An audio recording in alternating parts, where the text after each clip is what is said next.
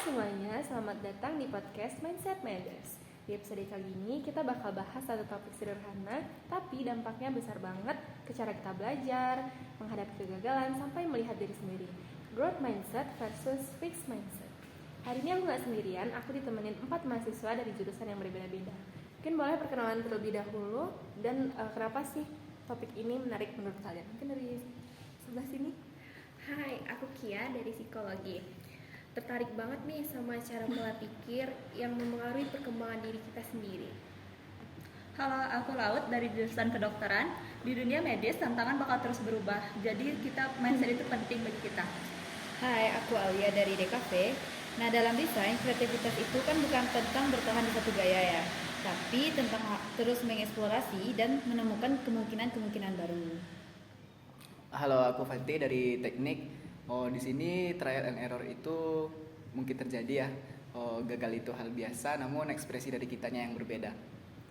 Oke, mungkin kita mulai dari dasar dulu. Istilah fixed mindset dan growth mindset mungkin sering kita dengar, apalagi di dunia pendidikannya. Tapi di praktiknya banyak dari kita yang sebenarnya masih terjebak di salah satunya. Nah, menurut kalian apa sih sebenarnya perbedaan yang paling terasa antara fixed mindset dan growth mindset? Mungkin dari sisi psikologinya.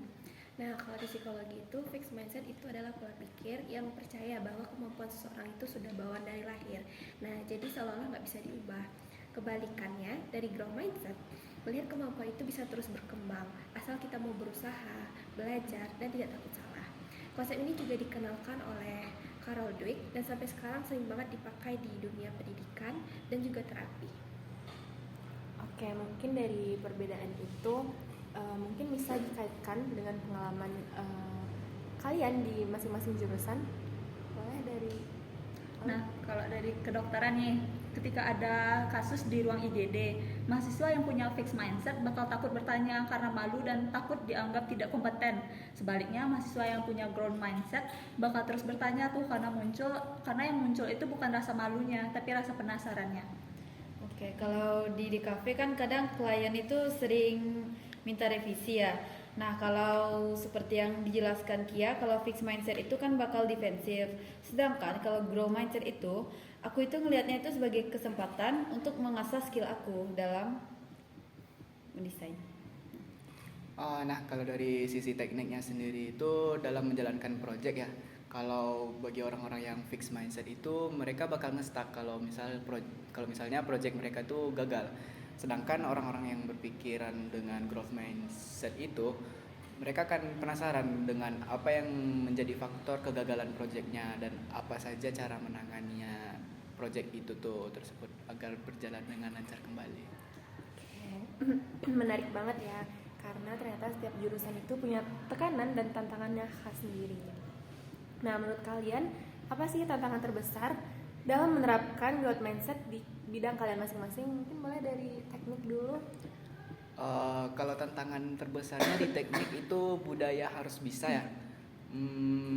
Padahal dengan berkolaborasi dan mengakui kita tidak tahu hal tersebut malah mempercepat ketemunya solusi. Seperti kayak kita tidak tahu dalam hal bidang ini, namun kita berkolaborasi dengan teman kita yang tahu dalam hal tersebut, itu tuh bakal memecahkan masalah. Kalau dari DKV kan tadi ada revisi ya, terus dikritik. Nah, sebenarnya kalau takut dikritik itu kan alamiah ya. Tapi aku melihat kritik itu sebagai feedback, bukan sebagai serangan terhadap pribadi aku, gitu sih. Kalau aku di kedokteran, tekanan perfeksionis ya yang paling terasa karena salah diagnosis bisa berakibat fatal. Tapi kita tetap harus berani mengakui batasan pengetahuan dan mau terus belajar. Nah, kalau di psikologi itu tanpa sadar kita sering banget nih membandingkan diri kita dengan orang lain. Padahal di growth mindset itu ngajarin kita loh untuk berhenti fokus ke perbandingan itu dan mulailah melihat perkembangan diri sendiri, sudah sejauh apa kita belajar dan bertumbuh dari hari ke hari. Nah, dari cerita kalian kelihatan banget ya kalau growth mindset itu bukan cuma konsep teoritis, tapi sesuatu yang harus dilatih setiap hari. Nah, buat teman-teman mahasiswa yang mungkin lagi ngerasa stuck, insecure, atau takut gagal, kira-kira langkah kecil apa sih yang bisa mulai dilakukan untuk membangun growth mindset dalam keseharian? Mulai dari self talk kita ya. Daripada bilang aku nggak bisa, coba ubah jadi aku belum bisa. Karena kata belum itu ngasih kita ruang untuk belajar dan terus berkembang. Nah, kalau aku mungkin cari mentor yang baik ya, karena nggak semua orang bisa bantu kita. Jadi tantangannya itu menemukan pembimbing yang bisa kita datangi dan kita tanya. Kayak misal aku nggak tahu nih, jadi aku nanya kayak gini nih, boleh nggak dia lakukan dan boleh nggak bantu ajarin aku ke dokter atau mungkin senior.